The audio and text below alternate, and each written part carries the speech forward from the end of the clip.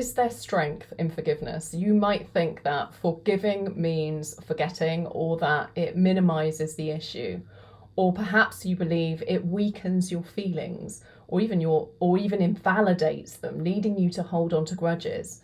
In reality, forgiveness is less about excusing a wrongdoing and more about choosing to give over the emotion, deciding to put it down. I'm Savannah Alalia, and welcome to High Functioning Human podcast. This is where you learn to connect with yourself as a high functioning human. In recent episodes, we've explored emotions like grief and anger, and we've discussed how they affect your body and how they also affect your mind. And a key piece in both of these podcasts is talking about how emotions are valid, and if they're managed correctly, can be something to learn from and grow from.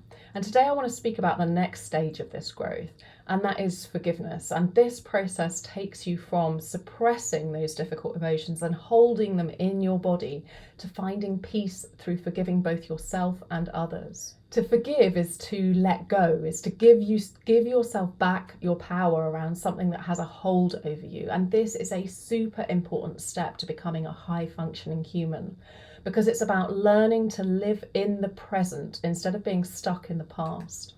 Why do some people resist forgiveness? Maybe you're actually stuck in a cycle of reliving the past, dwelling in a past hurt or injustice, and it's a bit like picking at a scab. It can keep you stuck in a repeating pattern of pain and resentment and prevent you from healing. And this can feel addictive, almost like a compulsion, something that I've spoken about before in pain versus suffering.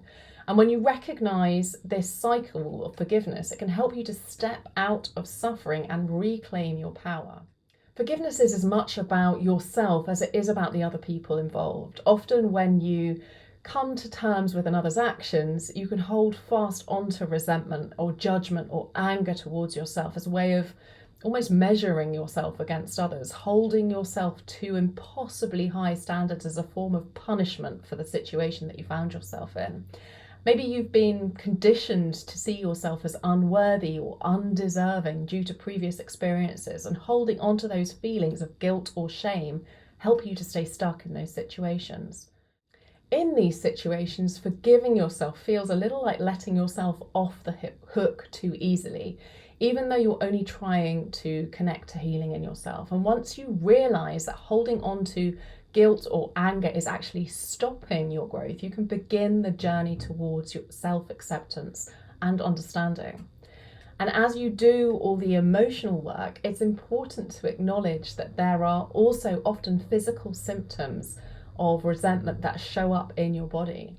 As with all unprocessed emotions, unforgiveness becomes trapped within your body, causing what I call thought knots in your fascia that can worsen over time. Tangled emotions can restrict your movement, both physically and emotionally, leading to numbness and warped ways of thinking. Forgiveness allows you to release these trapped feelings and emotions, providing immense relief and also freeing your fascia.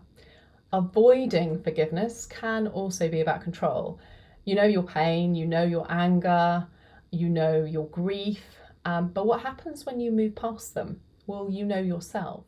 This really is an important piece of the puzzle. So I'm going to take a whole episode to talk about the bliss and peace that comes from the other side of forgiveness in an upcoming podcast on the pleasure principles.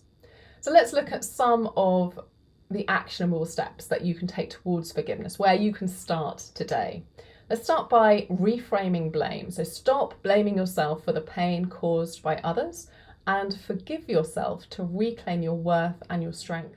Write down the things that you've been holding on to mentally and release them or set them on fire by this symbolic fact of like burning the paper that you've written them on. Grieve the past. It may be that a disconnect with a version of yourself that was taken away is blocking your forgiveness.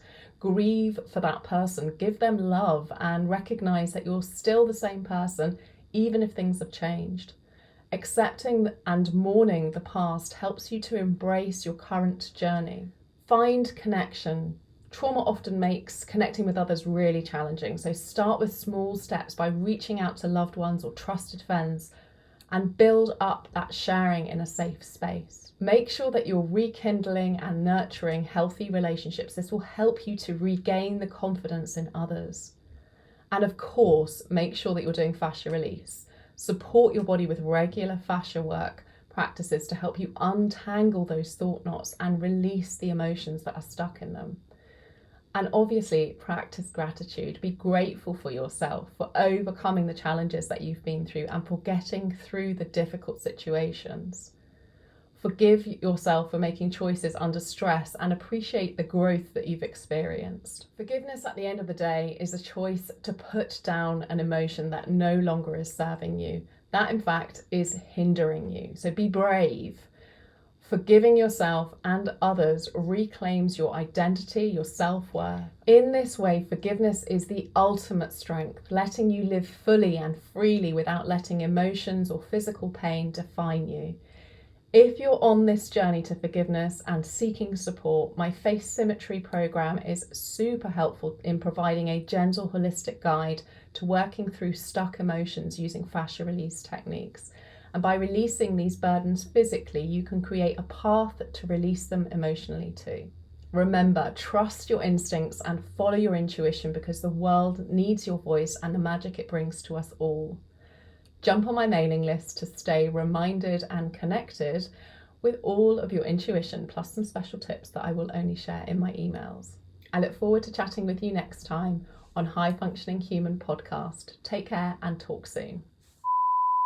Do you record it? Yeah, I hit play a moment ago. Amazing. I know, it's like we almost know what we're doing.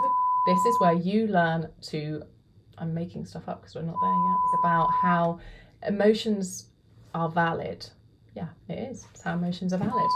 Letting you live a grief is in the past, and it may be that a disconnect. Oh, fucking hell.